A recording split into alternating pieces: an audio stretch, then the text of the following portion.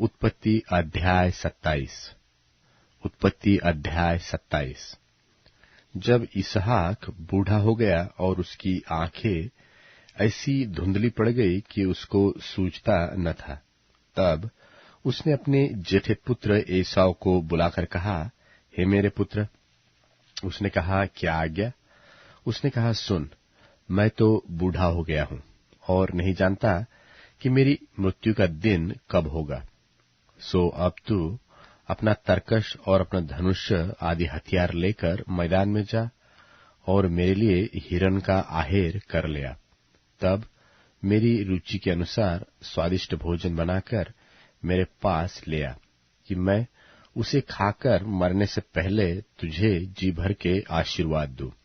तब एसाव आहेर करने को मैदान में गया। जब इसहाक एसाव से यह बात कह रहा था, तब रिबका सुन रही थी। सो उसने अपने पुत्र याकूब से कहा, सुन, मैंने तेरे पिता को तेरे भाई एसाव से यह कहते सुना कि तू मेरे लिए आहेर करके उसका स्वादिष्ट भोजन बना, कि मैं उसे खाकर तुझे यहोवा के आगे मरने से पहले आशीर्वाद दूं। सो अब हे मेरे पुत्र, मेरी सुन और यह आज्ञा मान कि बकरियों के पास जाकर बकरियों के 2 अच्छे अच्छे बच्चे ले आ, और मैं तेरे पिता के लिए उसकी रुचि के अनुसार उनके मांस का स्वादिष्ट भोजन बनाऊंगी। तब तू उसको अपने पिता के पास ले जाना, कि वह उसे खाकर मरने से पहले तुझको आशीर्वाद दे। याकूब ने अपनी माता रिबका से कहा, सुन, मेरा भाई एसाव तो रोआर पुरुष है और मैं रोमहीन पुरुष हूं। कदाचित मेरा पिता मुझे टटोलने लगे तो मैं उसकी दृष्टि में ठग ठहरूंगा और आशीष के बदले शाप ही पाऊंगा। उसकी माता ने उससे कहा, हे मेरे पुत्र, शाप तुझ पर नहीं, मुझी पर पड़े। तू केवल मेरी सुन और जाकर वे बच्चे मेरे पास ले आ। तब याकूब जाकर उनको अपनी माता के पास ले आया और माता ने उसके पिता की रुचि के अनुसार स्वादिष्ट भोजन बना दिया। तब रिबका ने अपने पहलौठे पुत्र एसाव के सुंदर वस्त्र जो उसके पास घर में थे लेकर अपने पुत्र याकूब को पहना दिए और बकरियों के बच्चों की खालों को उसके हाथों में और उसके चिकने गले में लपेट दिया, और वह स्वादिष्ट भोजन और अपनी बनाई हुई रोटी भी अपने पुत्र याकूब के हाथ में दे दी। सो वह अपने पिता के पास गया और कहा, हे मेरे पिता। उसने कहा, क्या बात है? हे मेरे पुत्र, तू कौन है? याकूब ने अपने पिता से कहा, मैं तेरा जेठा पुत्र एसाव हूं। मैंने तेरी आज्ञा के अनुसार किया है। सो उठ और बैठकर मेरे अहेर के मांस में से खा, कि तू जी से मुझे आशीर्वाद दे।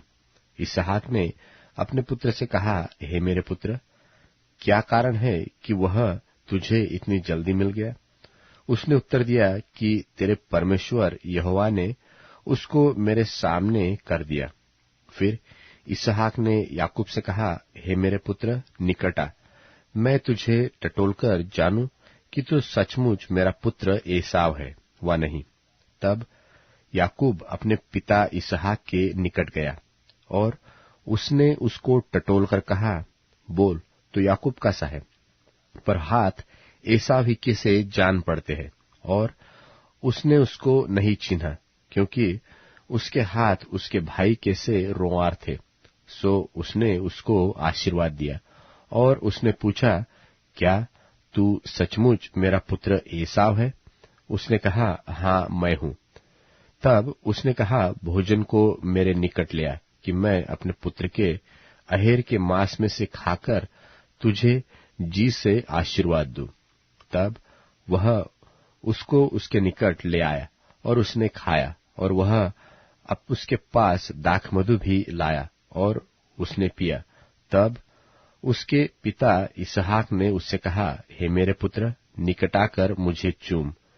उसने निकट जाकर उसको चूमा, और उसने उसके वस्त्रों का सुगंध पाकर उसको वह आशीर्वाद दिया कि देख, मेरे पुत्र का सुगंध जो ऐसे खेत का सा है जिस पर यहोवा ने आशीष दी हो। सो परमेश्वर तुझे आकाश से ओस और भूमि की उत्तम से उत्तम उपज और बहुत सा अनाज और नया दाखमधु दे, और राज्य राज्य के लोग तेरे अधीन हो, और देश देश के लोग तुझे दंडवत करे।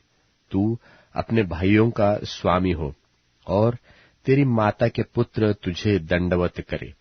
जो तुझे शाप दे सो आप ही श्रापित हो, और जो तुझे आशीष दे सो आशीष पाए। यह आशीर्वाद इसहाक याकूब को दे ही चुका, और याकूब अपने पिता इसहाक के सामने से निकला ही था कि एसाव अहेर लेकर आ पहुंचा। तब वह भी स्वादिष्ट भोजन बनाकर अपने पिता के पास ले आया, और उससे कहा, हे मेरे पिता, उठकर अपने पुत्र के अहेर का मांस खा, ताकि मुझे जी से आशीर्वाद दे।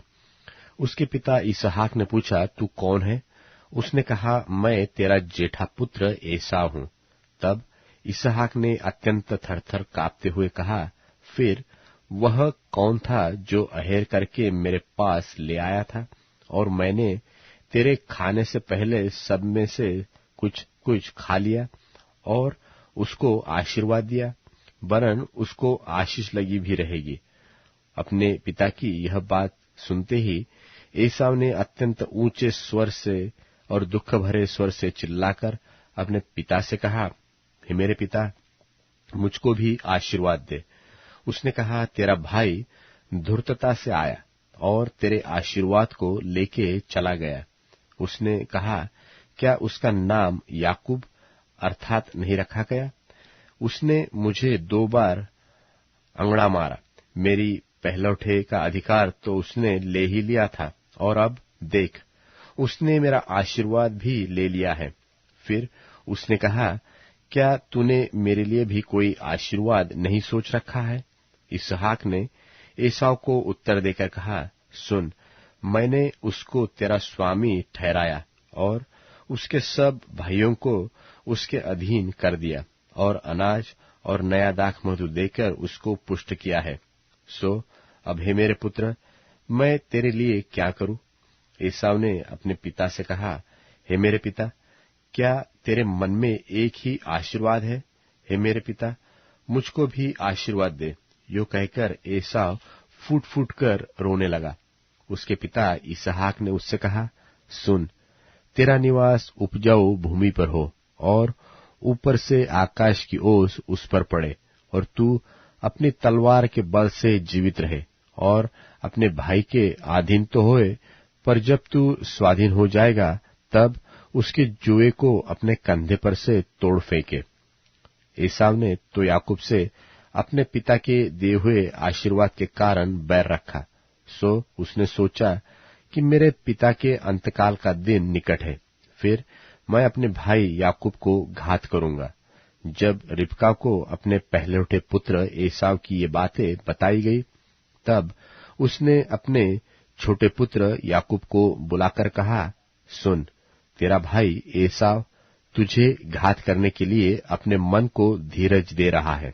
सो अब हे मेरे पुत्र, मेरी सुन, और हारान को मेरे भाई लाबान के पास भाग जा, और थोड़े दिन तक, अर्थात जब तक तेरे भाई का क्रोध न उतरे, तब तक उसी के पास रहना। फिर जब तेरे भाई का क्रोध तुझ पर से उतरे और जो काम तूने उससे किया है उसको वह भूल जाए, तब मैं तुझे वहां से बुलवा भेजूंगी। ऐसा क्यों हो कि एक ही दिन में मुझे तुम दोनों से रहित होना पड़े।